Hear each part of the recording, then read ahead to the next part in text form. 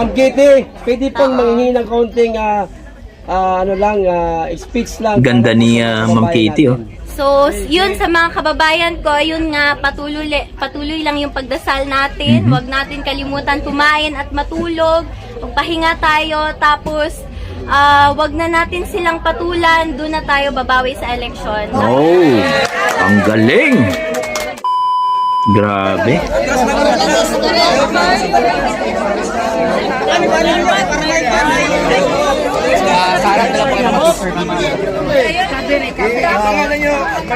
Don't forget to like and subscribe po kay Pambansang Loyal, mga kababayan, ha. Bagya. Ang daming tao sa bahay niya, no?